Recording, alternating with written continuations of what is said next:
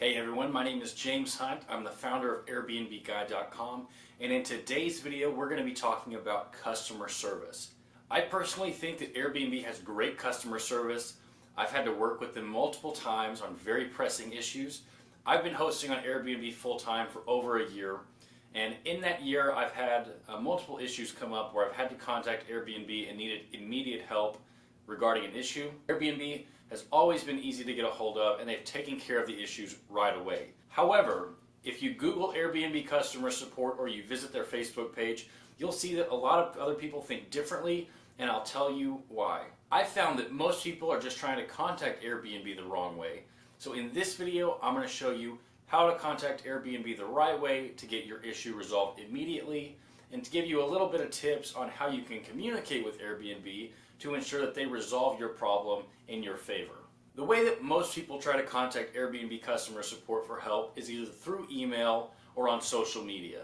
These are not the proper way to try and contact Airbnb regarding customer support issues. There are several reasons why this is not the way to try and contact Airbnb for customer support related issues. Number one, if you send an email to Airbnb regarding customer support, you're going to be put at the back of a long line of other emails. If you try to contact Airbnb through social media, they're not going to have access to your account information, and it's a very informal communication process. That's why every time I need help with Airbnb's customer support, I pick up the phone and I call them.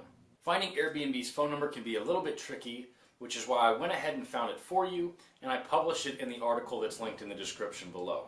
There are several reasons why I prefer calling Airbnb customer support instead of sending an email or trying to contact them through social media.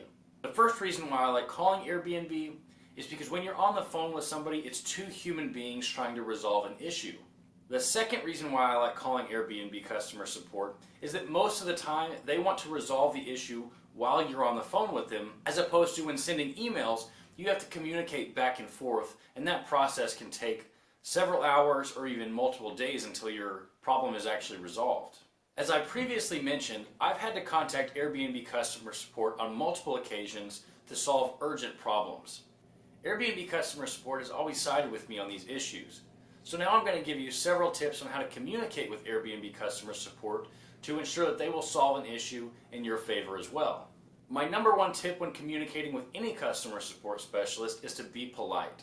You have to remember that this is a human being on the other end of the phone just like you.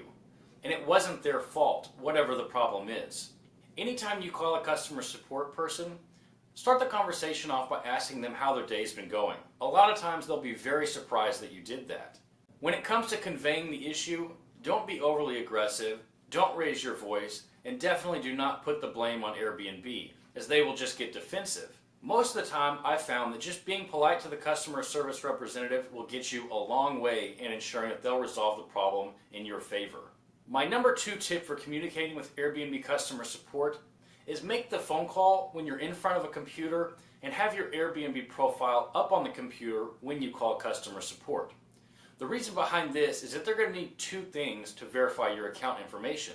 Number one, they're going to need the phone number that's linked to your Airbnb account. And number two, they're going to need you to verify the payment processing method, which is also linked to your account.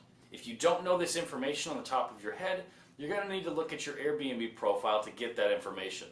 Once again, this is why I don't recommend emailing Airbnb or trying to communicate with them through social media, because they have to verify your profile before they solve any of your issues. Another reason why it's good to have your computer up when you're on the phone with Airbnb customer support is that you can quickly scroll through conversations that you might have had with a host or a guest instead of having to try and remember what's been said. My third tip is very important. When communicating with Airbnb customer support, be sure to highlight positive reviews or feedback that you might have received from other guests. This isn't to brag about how good of an Airbnb customer you are. However, in some confrontations with the host or a guest, the Airbnb customer support representative is going to have to take your word versus theirs and make a decision on a case. Let's say, for example, you have an Airbnb guest that leaves you a 1-star review on cleanliness or communication. When you're on the phone with Airbnb customer support, you might say something like, "I've received 15 5-star reviews in a row for my cleanliness. I definitely take pride in the way that my home looks prior to a guest arriving." Or if they complained about communication, you might say, I've responded to all of my inquiries within 24 hours, which is reflected in my profile. In instances like this, the Airbnb customer support member will review your ratings, and if you have a bunch of positive reviews for cleanliness, it would seem a little bit weird that a guest would give you a 1-star rating for cleanliness. Or if you always respond to your emails or inquiries within 24 hours, it would seem really strange that you get rated poorly on your communication. By saying these or dropping small hints to the Airbnb customer support representative, they will be more inclined to take your side and hopefully resolve the issue in your favor. Real quickly, I just want to talk about some of the issues that I've had with Airbnb and how they resolve them, so that if you're in a similar situation, you can be rest assured that by providing Airbnb customer support with enough information and being polite, that they will probably resolve the issue in your favor. I've hosted over 70 people in the last year, and almost every single one of them were great. However, one time I did have a girl who was a little bit strange and ended up trying to blackmail me after staying in my Airbnb for several hours. The Airbnb guest claimed that the house was very messy, it didn't look anything like it did in the photos, it was in a very dangerous area, and she demanded her money back, including Airbnb's fees and taxes.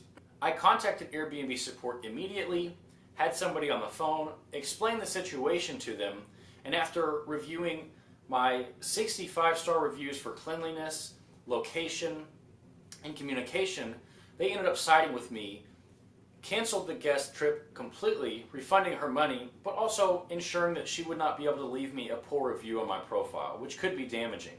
Another instance where Airbnb customer support helped me immensely was after I received a zoning violation from the city for my Airbnb property. I called Airbnb, explained the situation, and one of their customer support representatives walked me through the process of temporarily hiding my Airbnb profile, and also gave me other tips on how I could contact the city to try to resolve the issue. One other occasion, I had a guest alter their reservation 2 days before arrival. The day that they were supposed to arrive, they canceled their listing completely and demanded that I send them back their money. Due to my cancellation policy being strict, the guest would not be refunded all of her money, and she proceeded to call Airbnb and claimed that I had given them authorization to send her money back. I reached out to Airbnb on the phone, explained the situation, and I told them that I never communicated with the guest through any method other than Airbnb's platform, and that I did not authorize them to send her money back. Airbnb sided with me and did not give her any of the refund other than what she was granted from the cancellation policy. Last but not least, and this is a major one which could have cost me thousands of dollars and my Airbnb superhost status. Earlier in the year, I was let go from my job and ended up starting my own business. Due to financial circumstances, my wife and I decided to sell our home. This forced us to cancel more than 10 Airbnb reservations in the future. If you cancel reservations as a host, your Airbnb superhost status will be deleted from your profile for up to an entire year, and you will have to refund each guest $50 to $100. That totaled up to over $1,000 and got rid of my superhost status, which I worked very hard to achieve. I called Airbnb, told them the situation with my job in the house, and they ended up canceling all of the reservations with no penalty to my account. Airbnb did ask that I email each of my guests and explain the situation, just so at least they would have a reason why their trip was canceled.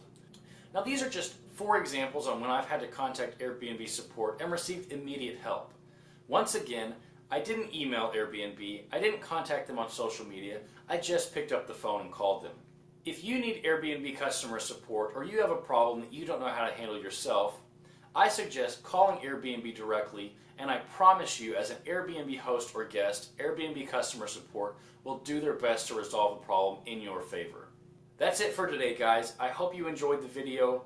Go to airbnbguide.com to learn more about hosting or traveling on Airbnb. If you have any questions, be sure to leave them in the comments, and I will see you next time.